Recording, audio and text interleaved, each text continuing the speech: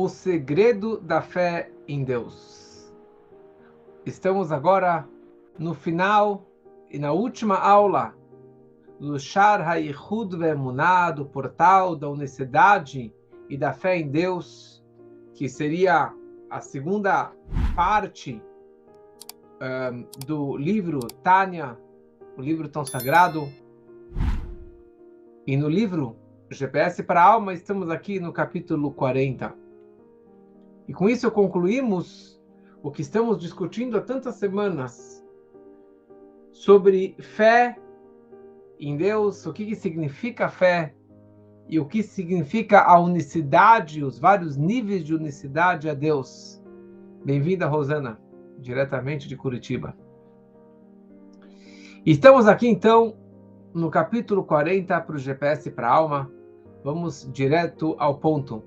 Essa aula estamos fazendo em Refuah Shlemah, uma recuperação em breve de 4 pessoas queridas, de Michael Ben Malka, Shlomo Ben Levi, Hayalinda Mazal Bat Dvora e Simbol Bat Emma. Que eles possam ter uma recuperação muito em breve. Nos últimos capítulos do Tânia, nós estamos explicando sobre a união que existe entre Deus e o seu Dat, e o seu conhecimento. Como já explicamos várias vezes, que existem as 10 Sefirot, as 10 forças com as quais Deus ele se revela para o mundo, ele criou o mundo, e o homem também tem essas 10 forças. Começando com Chokhmah, Binah, Dat.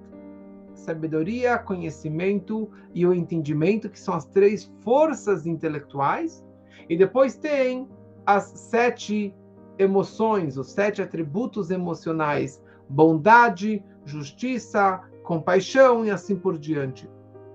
No próprio, quem tem o livro GPS para a Alma, pode ver no final do livro que tem essa tabela das 10 forças, das 10 Sefirot. Então, nos últimos capítulos, nas últimas aulas, nós elaboramos a ideia que Deus ele é o conhecedor, Deus ele é o conhecimento e Deus ele é o conhecido, que é a ideia do Dat. Para ele, que é o conhecedor, usando o conhecimento e o conhecido, que é o objeto, o assunto que está sendo conhecido, Deus ele é os 3 simultaneamente. Isso que falamos na última aula. Hoje veremos que essa unicidade de Deus se aplica em todas as 10 Sefirot, em todas as suas 10 forças. Mesmo se eu estou me referindo à força mais elevada, que é a Chokhmah, a sabedoria divina. Não o conhecimento, não o Dat, e sim a sabedoria, que já explicamos lá para trás no Tânia, que quando a gente fala sobre Chokhmah, sobre sabedoria, não é o saber ou conhecer, e sim aquele relâmpago, é aquela ideia, o insight que aparece na cabeça sobre algum assunto. Isso é o que representa a força da Chokhmah, que seria a letrinha Yud, que é só aquela lampadinha que aparece, o estralo que aparece em cima da cabeça. Quer dizer, mesmo se eu falo que Deus ele é Chacham, que ele é sábio, ou que eu falo que Deus ele é Chesed, Al-Chesed, ele é muito bondoso, porque ele faz muito amor, faz muita bondade, muita compaixão, ou eu falo que ele é forte, Gibor, de Gvurá, ou que ele é o Deus da justiça, que também tem a ver com Givurá, ou falo que Deus ele tem muita compaixão, qualquer uma das forças. Isso não acrescenta, nem diminui, nem modifica nada na unicidade absoluta de Deus. Todas essas expressões de Deus não estão acrescentando nada à sua unicidade máxima.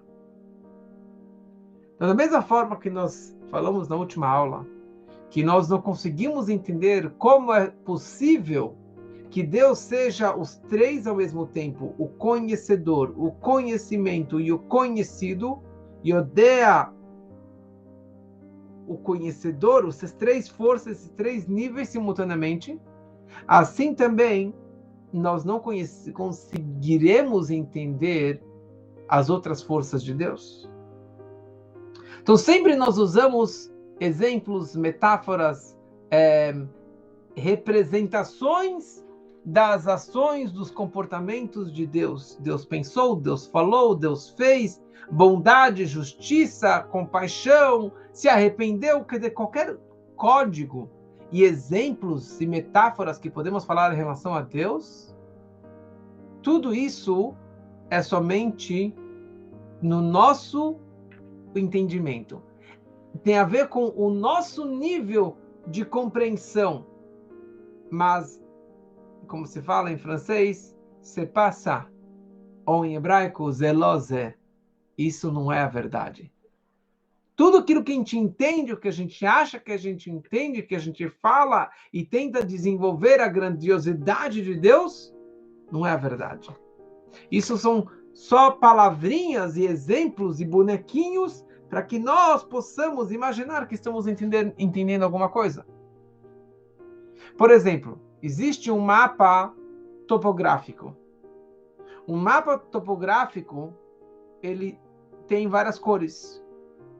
No momento que ele quer desenhar uma montanha, Alpes muito altos, ele coloca a cor marrom. Quando que tem vegetação, florestas, se coloca a cor verde. E a pergunta é, será que isso aqui é verdade? Será que toda montanha alta ela é marrom? E que todo lugar de vegetação ele é verde? Não, obviamente que não. Essa cor, esse desenho, essa simbologia, esse código, é para que nós possamos entender. Que o ser humano saiba, vendo esse mapa topográfico, ele vai falar, bom, você está marrom, quer dizer que é um lugar muito alto. Você está verde, quer dizer que é um lugar de muita plantação, de muita vegetação. Mas não é essa a verdade? É só um símbolo, uma forma de você codificar e entender qualquer pessoa. Mesma coisa quando estamos falando sobre a Sefirot, sobre as forças de Deus. Quando falamos que Deus tem 7 nomes, ou que Deus falou, se arrependeu, criou e se arrependeu que criou o homem, depois trouxe o dilúvio e falou com esse, fez bondade com um e justiça com o outro, isso aqui é só para facilitar o nosso entendimento. Mas precisamos lembrar o tempo todo que a Mehut, a essência de todas as coisas, de todas as ações de Deus, expressões de Deus, nomes de Deus, nós não captamos e nunca iremos captar. Mesmo que nós ficamos o dia inteiro rezando, pegamos os salmos, pegamos o Sidur e rezamos e agradecemos a bondade, a criação e a multiplicidade de criaturas e que Deus ele renova o mundo a cada instante, que ele é bondoso, que ele é misericordioso, que ele tem compaixão, que ele é Kadosh, que ele é separado das criaturas, que ele criou milhões, infinitas estrelas e bichos e anjos. Tudo isso é maravilhoso para o nosso entendimento, para que nós possamos enaltecê-lo, engrandecer a sua majestade. Mas nós nunca poderemos captar, entender e absorver a verdadeira identidade de Deus. É muito além de qualquer pessoa, de qualquer tipo de entendimento. Quando falamos sobre as 10 Sefirot, a mais alta, a primeira de todas, é a Sefirá de Chokhmah. Chokhmah, que é representado com a letra Yud, que representa o nível mais elevado. Dali começa tudo. Chokhmah, sabedoria, é a força inicial.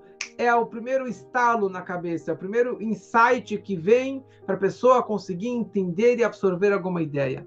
Depois que ele teve Chokhmah, ele vai para o Binah, para o Dat, para o conhecimento, para o entendimento, e assim ele vai absorver aquela ideia. Depois que ele já teve o Chabad, Chokhmah, Binah, Dat, as 3 forças do intelecto, daí isso vai acabar levando para o coração, para as emoções, para os sentimentos do coração, para a bondade, para a justiça, para a compaixão e assim por diante. E depois, isso vai acabar se expressando nas 3 vestimentas da alma. Machshavá, Dibur e Masé, pensamento, a fala e a ação. Então existe uma distância enorme entre a alma se expressando na fala ou a alma se expressando numa ação física. Onde que a alma se encontra mais presente e mais revelada? Na fala ou na ação? Exatamente. Na fala. Na fala é algo mais virtual, algo mais elevado, mais espiritual, mais interno do que a ação. Assim também, se eu for comparar a fala com o pensamento, onde a alma se encontra mais revelada? Onde a alma se encontra mais intensamente? No pensamento ou na fala? Obviamente que na fala. E assim também, se eu for falar entre o pensamento e o intelecto, onde que a alma se encontra mais? Obviamente que no intelecto. E nas 3 forças do intelecto, Chokhmah, Binah e Dat, qual das 3 que a alma se encontra mais intensamente? Obviamente que na Chokhmah, muito além. Então, se eu for comparar o meu nível mais elevado da minha alma, que seria a Chokhmah, e a minha força, minha vestimenta mais externa, mais baixa, que é a minha força da ação, Koach HaMaaseh, fazer qualquer ato físico, o distanciamento é enorme. Onde que eu estou mais presente, quem representa a minha essência, na minha Chokhmah. Muito além do que na minha ação. Porque eu posso fazer alguma coisa, eu posso atuar em alguma área, e isso não sou eu. Não representa a minha essência, a minha verdadeira identidade. Então isso tudo é em relação ao nosso grau de visão. Se usamos o nosso grau, os nossos óculos físicos, a nossa mentalidade, o nosso intelecto ou a nossa alma, é dessa forma que nós funcionamos. E essa que é a nossa estrutura. Agora, em relação a Deus, não tem nenhuma diferença entre Chokhmah, a força mais elevada, Sfirat HaChokhmah, e o Olam HaAsiyah, o mundo da ação. Como já falamos, que tem essa tabelinha também no final do livro do GPS, que tem os 4 mundos, Atzilut, Briah, Yetzirah e Asiyah. Asiyah vem da palavra ação, tem a ver com o mundo da ação, é o mundo que nós nos encontramos. Para Deus, não tem nenhuma diferença entre o mundo mais elevado, na força da Chokhmah mais elevada, e o mundo da ação, fazendo uma ação física e material. Como nós falamos, na reza Kulam Bechokhmah Asita. Todos foram criados com sabedoria.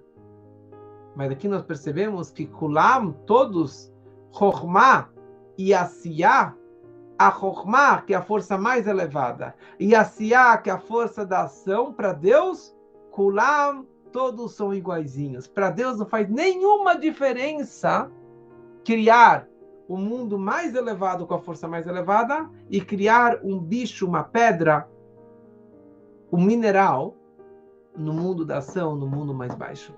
Para ele é tudo igualzinho.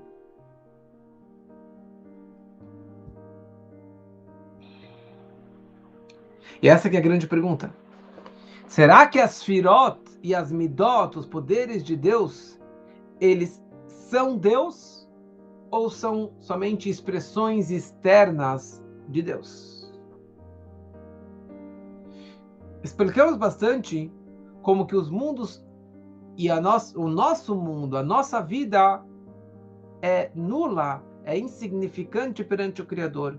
Explicamos a ideia que os mundos são criados a partir da força do Malchut, que o Malchut, por sua vez, é nulo, é insignificante perante Deus. Então, quer dizer, o nosso mundo todo não é nada perante Deus. Que tudo é somente uma irradiação de uma irradiação de Deus, por isso que o mundo, na verdade, não existe.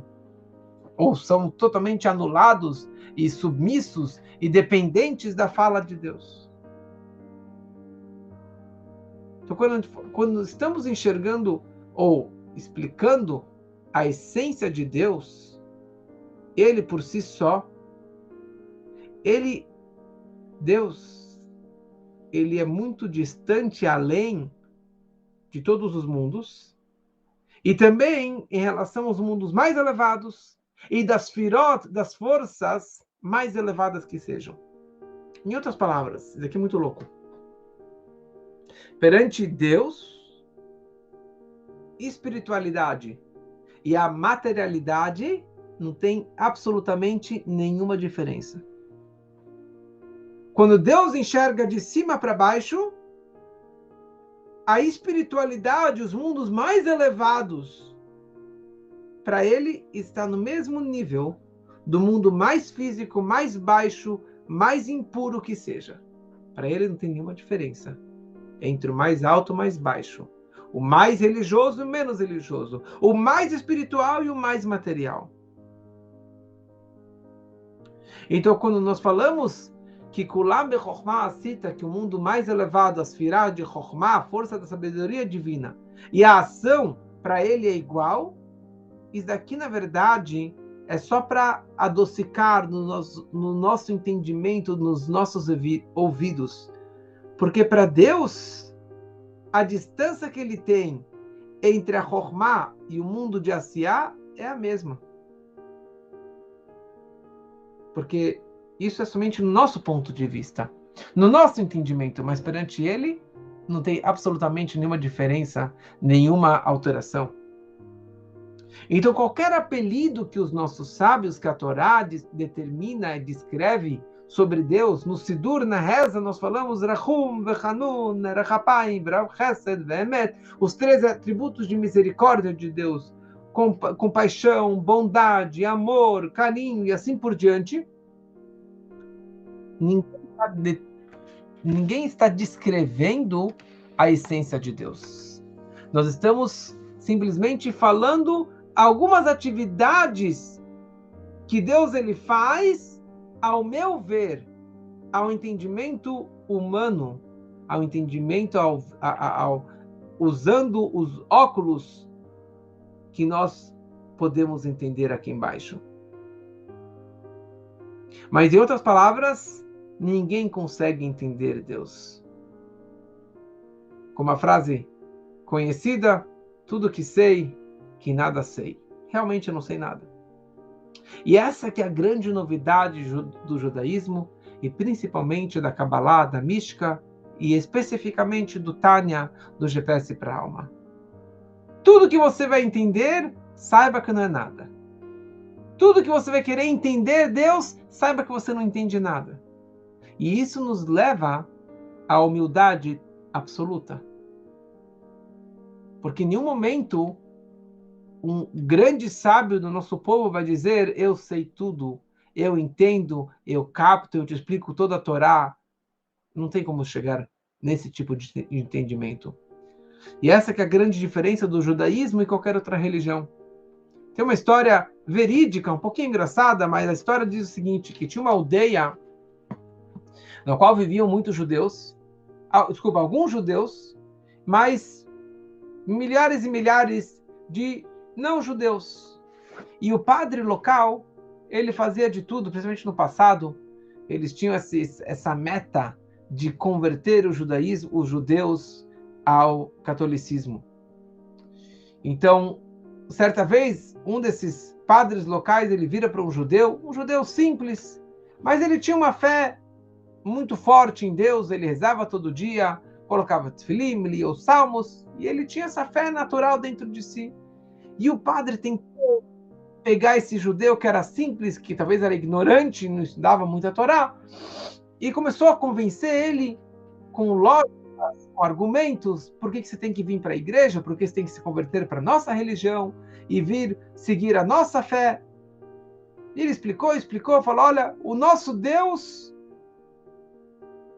ele tem muita compaixão, ele tem muita bondade, ele é amor, muito mais do que o Deus de vocês.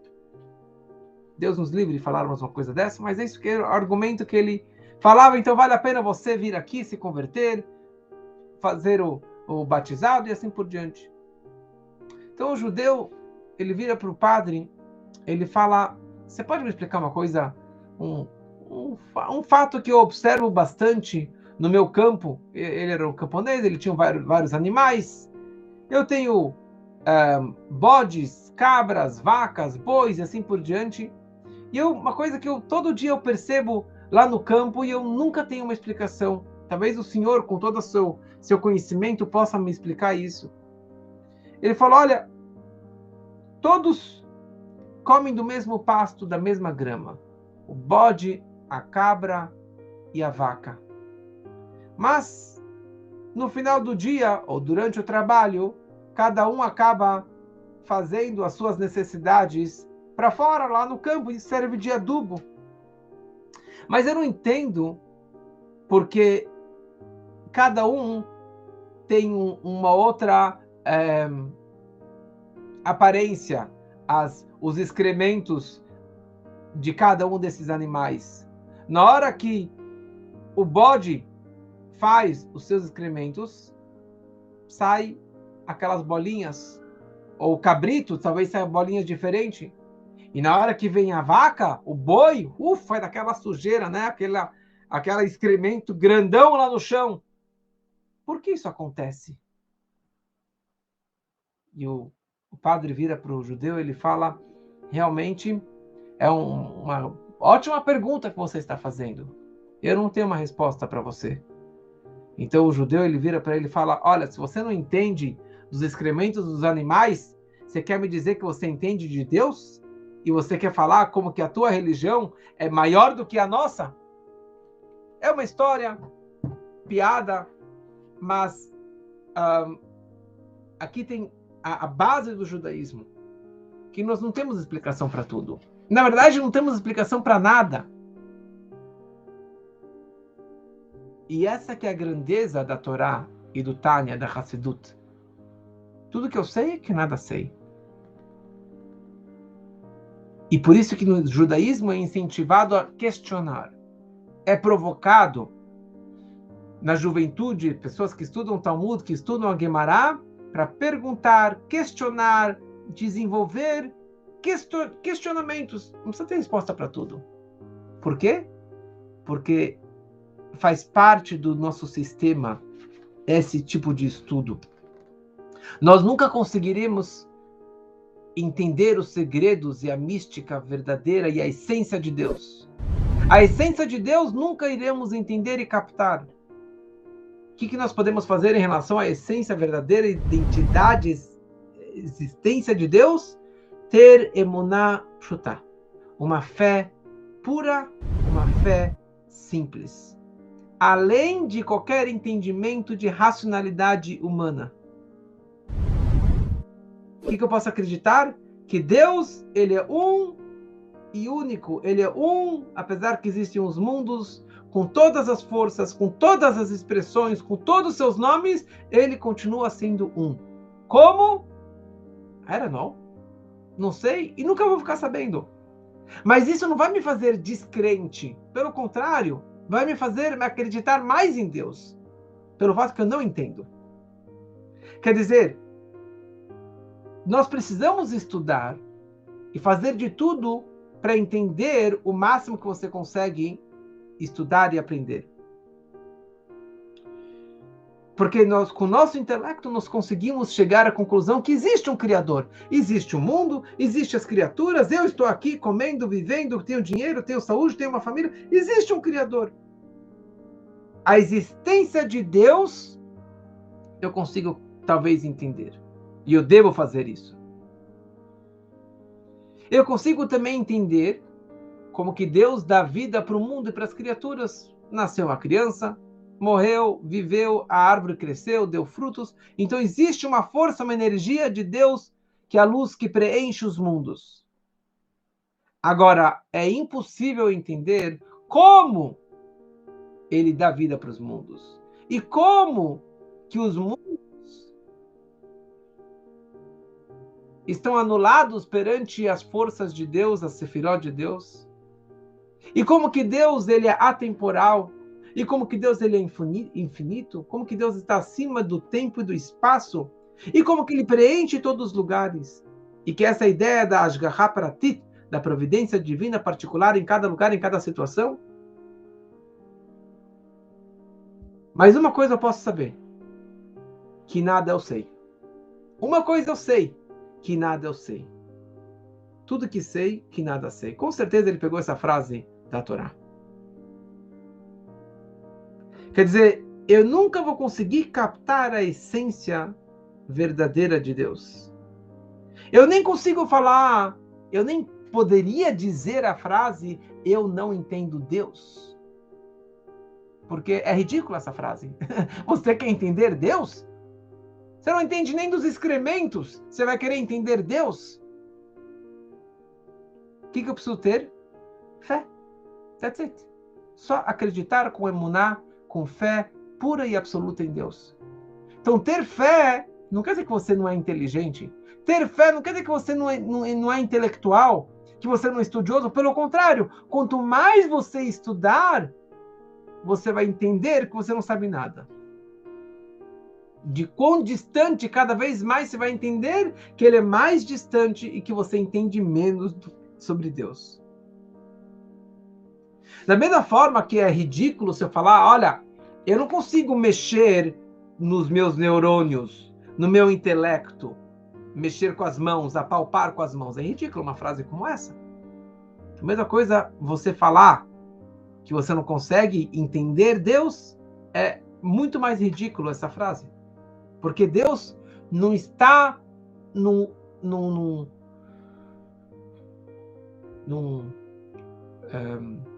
status, num modo de entendimento. Ele não é algo entendível, compreensível. Mas, ao mesmo tempo, que eu não consigo entender nada disso, nossos sábios da Torá, eles fizeram vários apelidos para Deus, demonstrando as suas várias expressões, Chokhmah, Binah, Dat, as 10 forças de Deus, os 7 atributos emocionais, as forças, as luzes de Deus, a luz infinita de Deus, os nomes de Deus, a bondade, a compaixão, a justiça, e assim por diante. Para quê? Para que eu possa talvez entender alguma coisinha. Uma migalha, uma gota do oceano sobre a unicidade de Deus com todas as forças celestiais. E o exemplo trazido sobre isso é a luz do Sol e o globo solar. A luz do Sol, o raio do Sol, se ele vem até o globo terrestre, ele faz fotossíntese e aquece o globo e aquece a minha vida, meus ossos, então obviamente que aqueles raios se encontram lá em cima também, nos mundos mais elevados.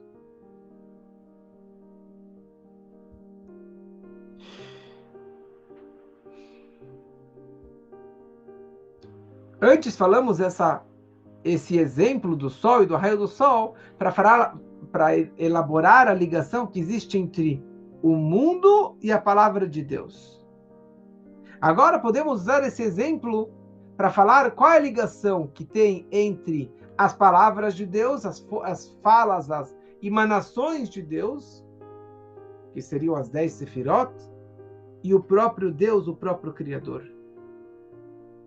Dentro do globo solar também tem luz. Só que aquela luz, aqueles raios que se encontram dentro do globo solar, eles são nulos, inexistentes, e não têm uma vida própria. Em nenhum momento eles vão falar, eu tenho uma independência em comparação a Deus. Os raios dentro do globo solar, eles fazem parte integrante, total e absoluta, uma unificação máxima com o próprio Sol. Essa anulação, dos raios solares em comparação ao globo solar, eu não posso falar, olha, os raios não existem, porque eles realmente não existem, eles fazem parte da essência do Sol. Dentro do globo, ele nem pode ser apelidado como raio, como uma luz do Sol, porque ele não é nada, é inexistente em comparação à sua fonte que ele está dentro dela. Assim também em relação às palavras de Deus. As forças, as 10 forças, as 10 sefirot, a anulação e a submissão e a união com a essência de Deus é total e absoluta. Mas não é somente lá em cima, dentro da fonte, porque se Deus está aqui embaixo, se Deus está em todo lugar, em toda situação, em todo tempo, então tudo que existe, na verdade, está contido dentro dele o tempo todo.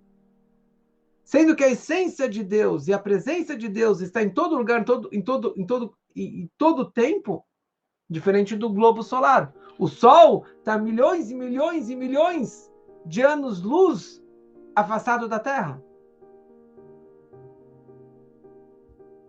Deus não está lá em cima. Deus está aqui, lá em cima, lá embaixo, em todos os lugares, nos mundos físicos e espirituais. Ontem, hoje e amanhã. Então tudo está contido dentro da sua fonte.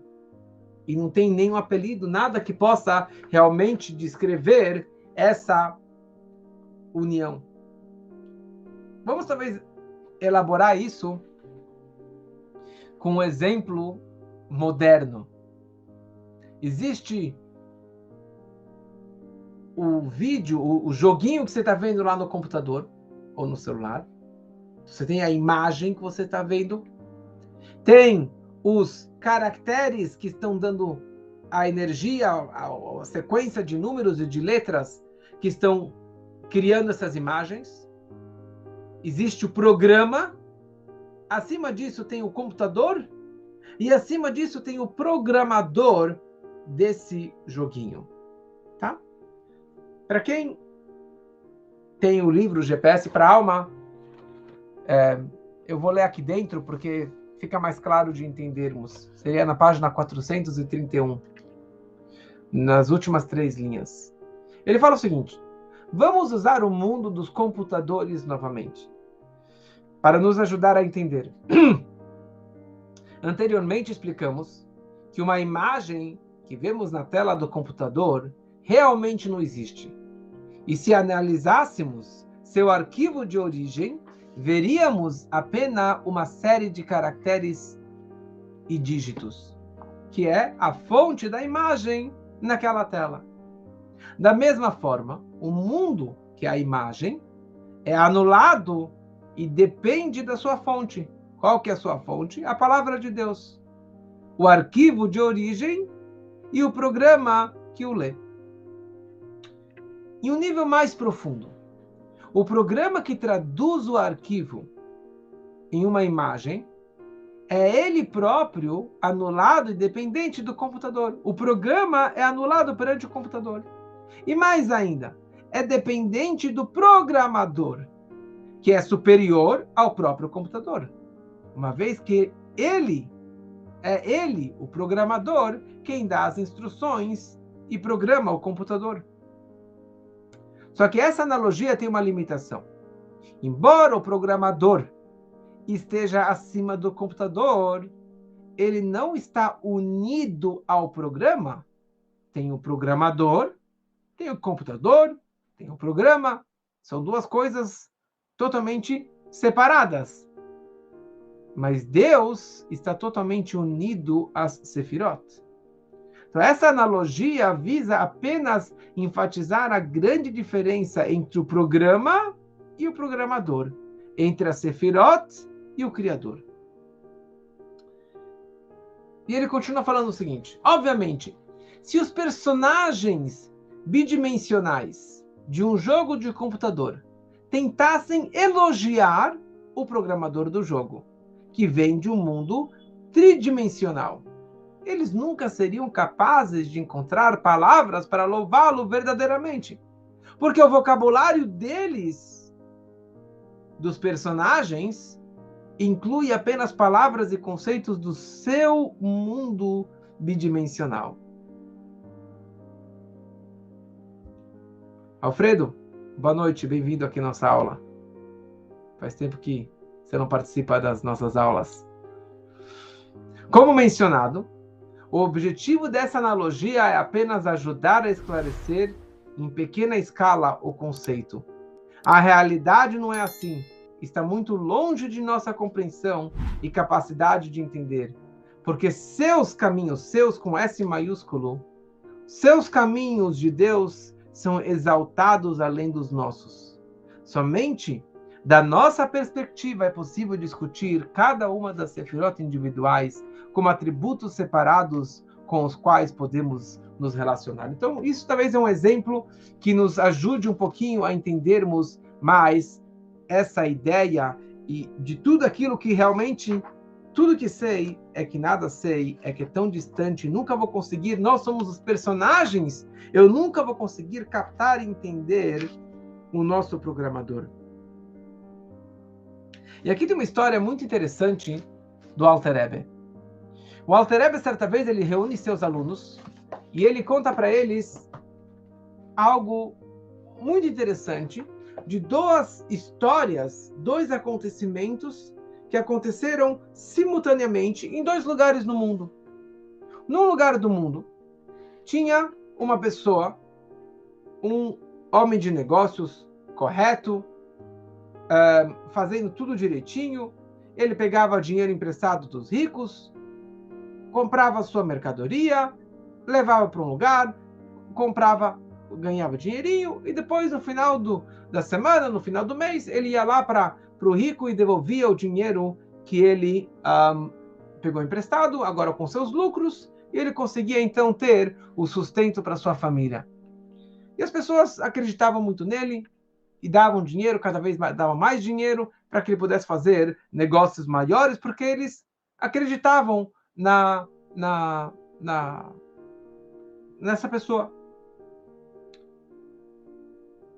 Certa vez ele estava viajando na sua carroça, cheia de mercadoria, de dinheiro emprestado e até mercadoria que não pertencia a ele. Ele estava viajando e no meio da estrada, era no meio daquele inverno na Rússia, e de repente a carroça atolou num buraco cheio de lama, cheio de neve, e a carroça começou a afundar, afundar e afundar. E toda a mercadoria dele, se sujasse, ele ia perder tudo aquilo e não teria nenhuma chance dele ganhar dinheiro, de lucrar, e pelo contrário, ele ia ter que devolver todo o dinheiro emprestado e devolver todo o valor da mercadoria que nem pertencia a ele. E ele ia ficar ele estava desesperado. E não tinha ninguém para ajudar ele para sair daquele buraco, daquela lama. Naquele passa do lado dele um judeu muito rico que ouvia os berros dele, o desespero daquele cocheiro simples. Só que ele era uma pessoa muito rica, uma pessoa muito importante, com todos os botões de ouro, com seu casaquinho, só que ele era muito fraco. E ele saiu da sua carruagem, foi tentar ajudar lá o pobre coitado, tentou empurrar para cá, para lá, mas ele falou: eu sou fraquinho aqui, só tenho osso, não tenho nenhum músculo, não consigo fazer isso. Então ele vira para Deus, ele fala: Ribono shel olam, Senhor, Criador do Universo. Olha, eu fui fazer a minha obrigação, eu fui tentar ajudar essa pessoa. Só que para desatolar a carroça dele da lama, eu precisava de muita força física. E eu não tenho essa força física. Eu poderia dar para ele um baú cheio de moedas de ouro, que eu tenho, graças a Deus, muito, e ajudaria ele com o maior prazer com o meu dinheiro. Mas força física eu não tenho. Então isso é o primeiro acontecimento, descreve o Alter Rebbe, que está acontecendo agora num lado da Rússia, do planeta, sei lá exatamente aonde, simultaneamente está acontecendo uma outra história. Uma outra pessoa, um lenhador forte, que todo dia ele vai lá e carrega os troncos nas suas costas, com costas largas, musculoso, e ele está viajando,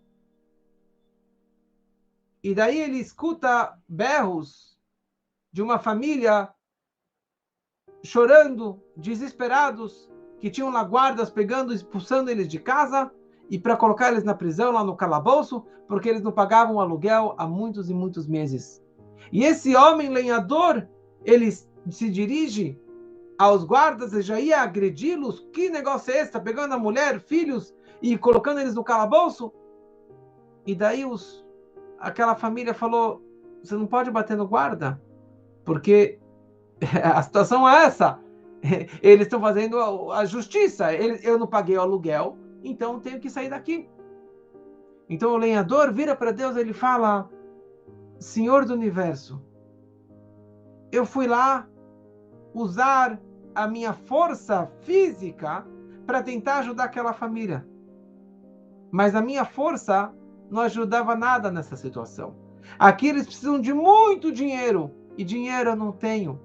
Se eles precisassem que eu carregasse um caminhão, 50 árvores eu ia carregar para eles com o maior prazer, com maior alegria.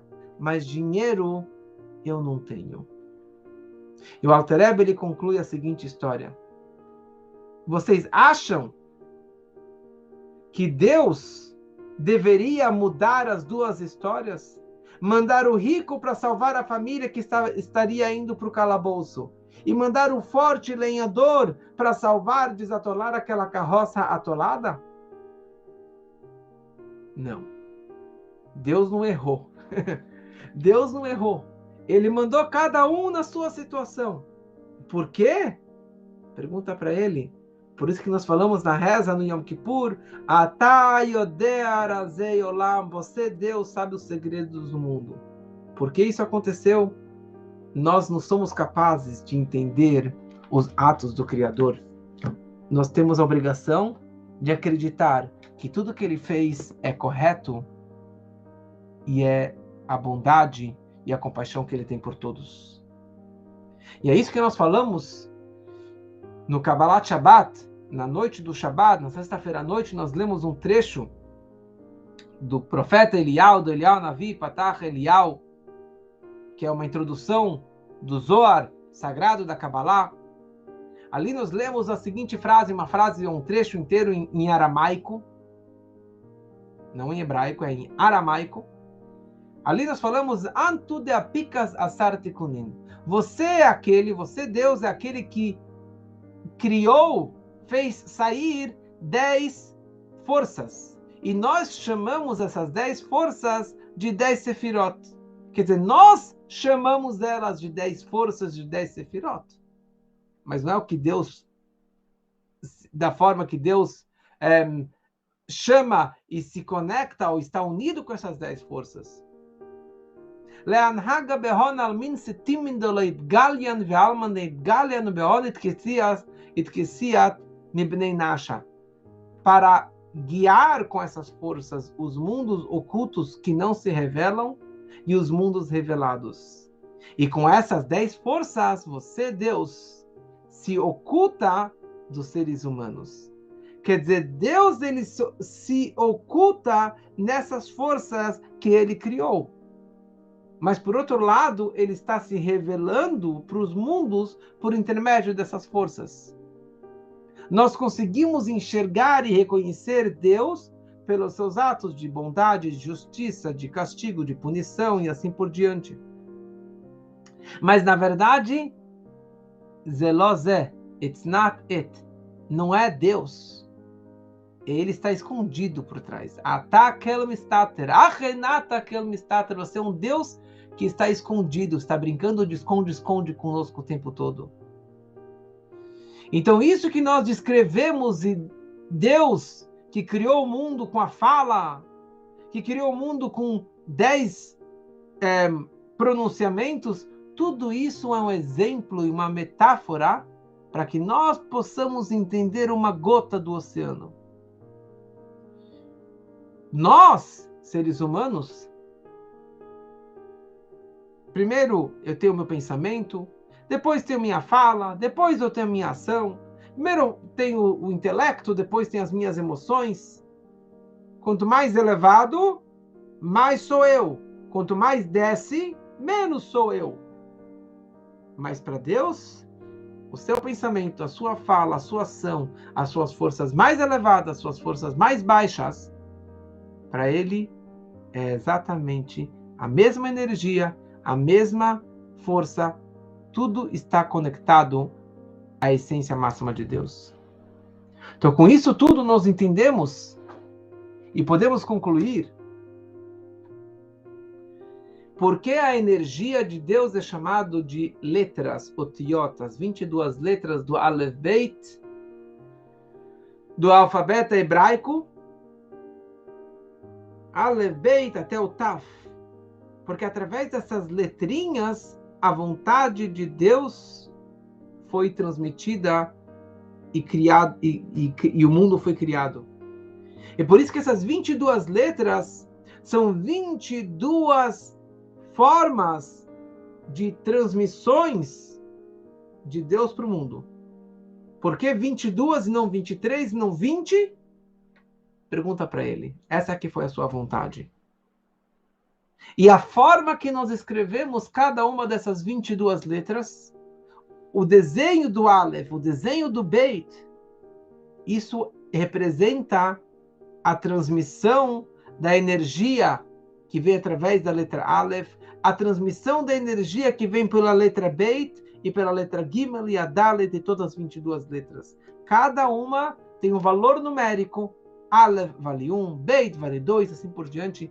E tem toda uma aula que talvez um dia eu possa dar para vocês, mas o meu colega Rabino Dani Ashkenazi, nas suas aulas maravilhosas, ele tem aulas e aulas gravadas sobre essas 22 letras, vocês podem assistir lá no canal dele. Então, cada palavra que Deus falou e continua falando dos 10 pronunciamentos, cada palavra são as letras específicas que são canais de transmissão da energia divina para dentro do mundo. Então, a criação do mundo através dessas letras divinas é algo a partir do nada, Yesh Me'ain.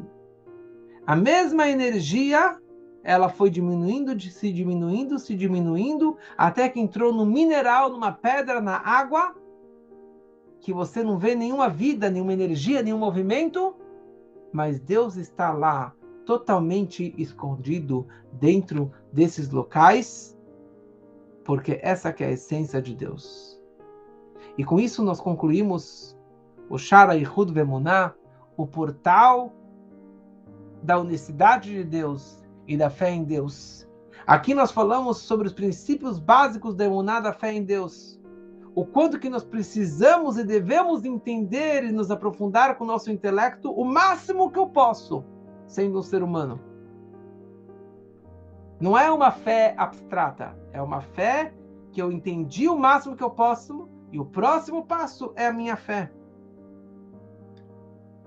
Aqui não significa que fé não é que eu acredito em Deus que está lá em cima, mas eu posso roubar e rezar para Deus para poder roubar.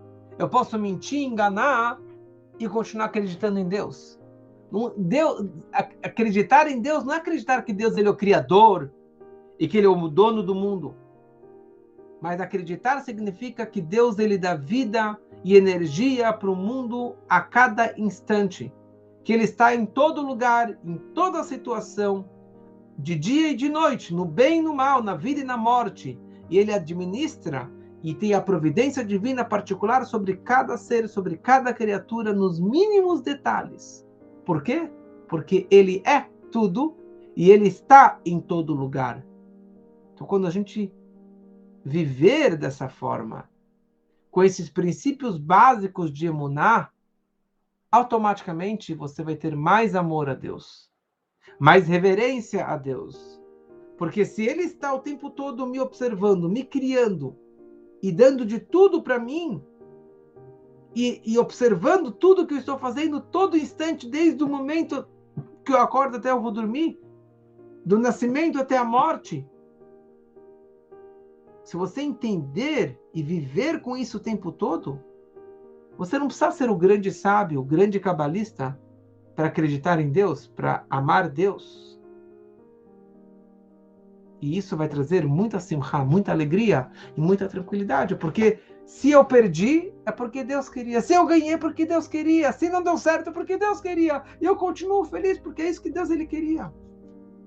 Por isso que é muito importante estudar o Tanya, Hassidut, porque é isso que nos transmite e elabora e aumenta cada vez mais a nossa emuná, a nossa fé em Deus, para você absorver, interiorizar a sua conexão e a sua união, a sua fé com Deus, com o Criador, o máximo, para que você possa viver o judaísmo, a Torá, as mitzvot, no dia a dia, amando, fazendo o que deve ser feito, tendo a reverência por Deus, deixando de fazer aquilo que é incorreto, e assim teremos uma vida muito mais feliz.